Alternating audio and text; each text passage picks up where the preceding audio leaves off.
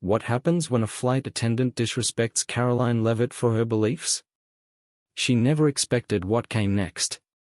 Karoline Leavitt settled into her first-class seat, adjusting the small gold cross necklace that rested just above her collarbone. The flight had barely begun boarding when a flight attendant approached, a stiff smile on her face. At first, Karoline assumed it was the usual greeting, maybe a simple offer of water or a menu. But the woman's eyes weren't on her, they were locked onto the necklace. "Miss, we like to keep the atmosphere welcoming for everyone," the attendant said, her tone light but unmistakably pointed. "Some passengers might find that a bit inappropriate." Karoline blinked, taken aback. "Excuse me?" The woman's expression didn't change.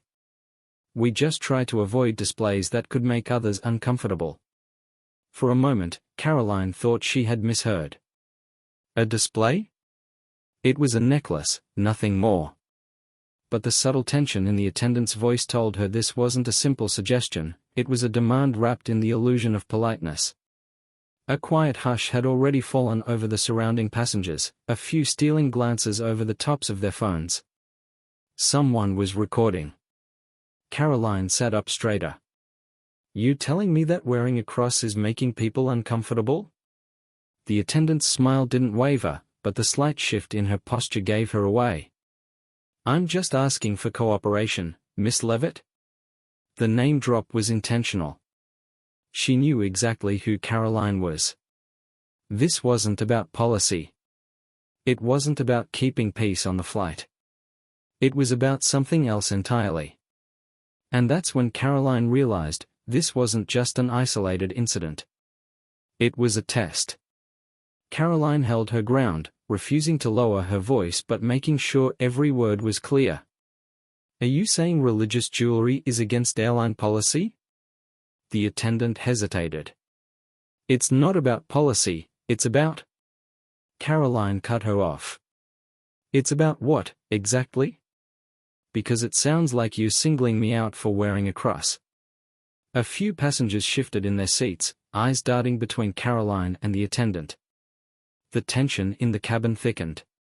Someone in business class leaned over their seat, whispering to a companion. A soft chime overhead signaled another passenger had rung for assistance. The flight attendant's composure wavered for the first time. "Look, I'm trying to keep this from becoming a problem. If you could just—" A man 2 rows back interrupted. "She's right. You wouldn't say this to someone wearing another religious symbol." The whispering in the cabin turned into murmurs. The flight crew had noticed the disruption now, and another attendant approached, this one wearing the stripes of a lead supervisor. She glanced at her colleague, then at Karoline. "What seems to be the issue?" Before Karoline could respond, the first attendant spoke up. "Miss Leavitt's necklace is causing discomfort for some passengers." A pause. Then, the supervisor's gaze flicked to Karoline's cross and back to the attendant. Her face betrayed nothing, but there was a moment of quiet calculation.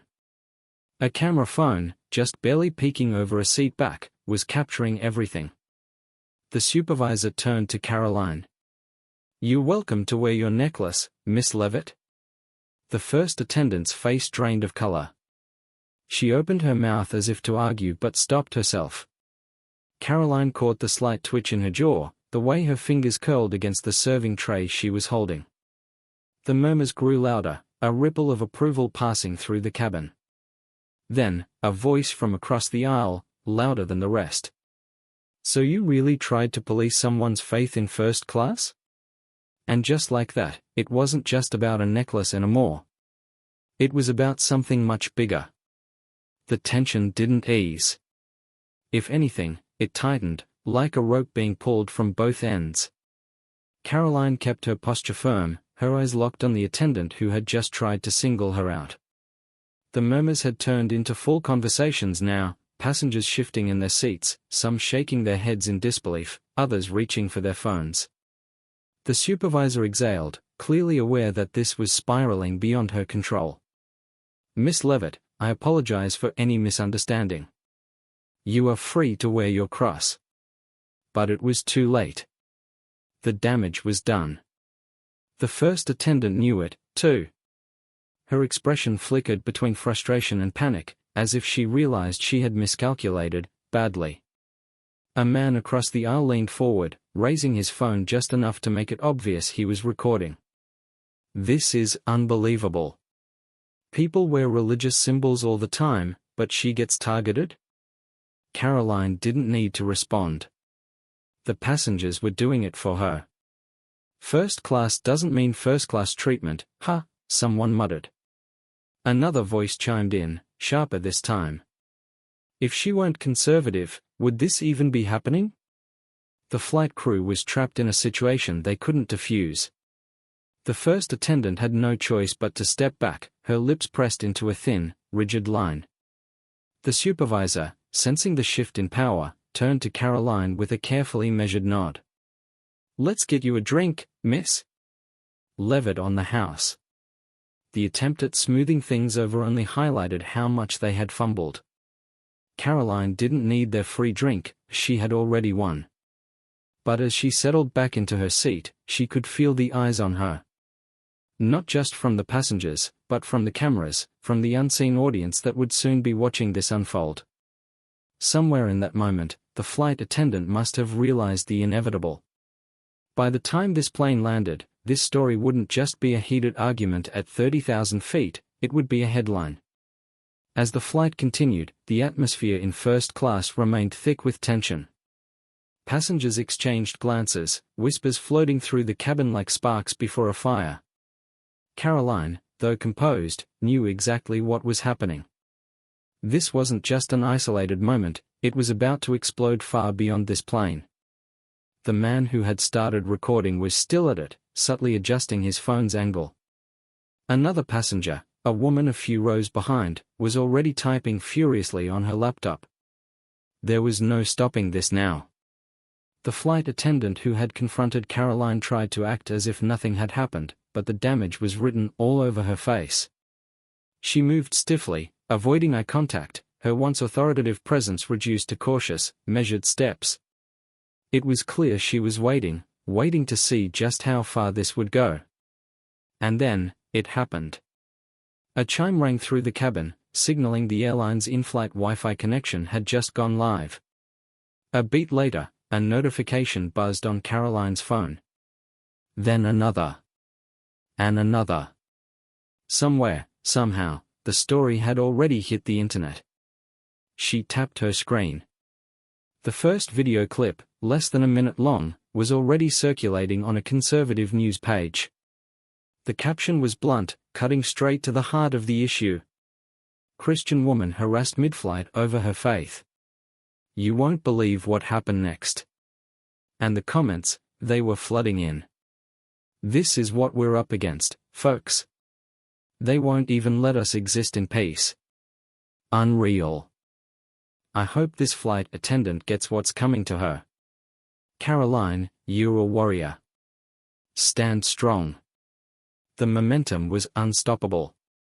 She glanced toward the attendant, who was now speaking in hushed tones with the supervisor. Her body language was stiff with unease. She knew her actions had just ignited something she couldn't contain.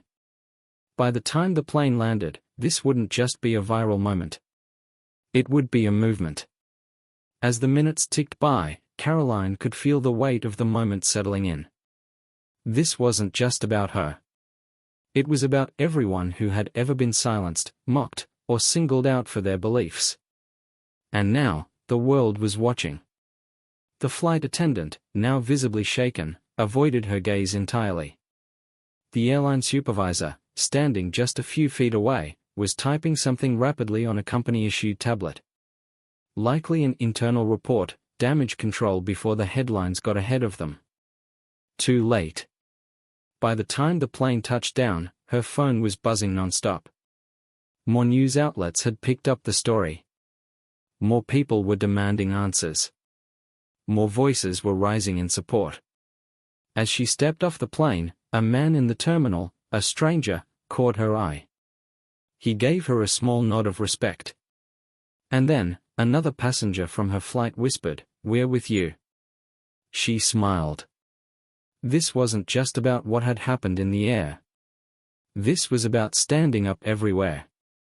And to those who tried to silence her, they had just made her voice louder than ever. What do you think? Should faith be treated with respect no matter where you are? Let us know in the comments, and don't forget to like, share, and subscribe for more stories that the mainstream media doesn't want you to see.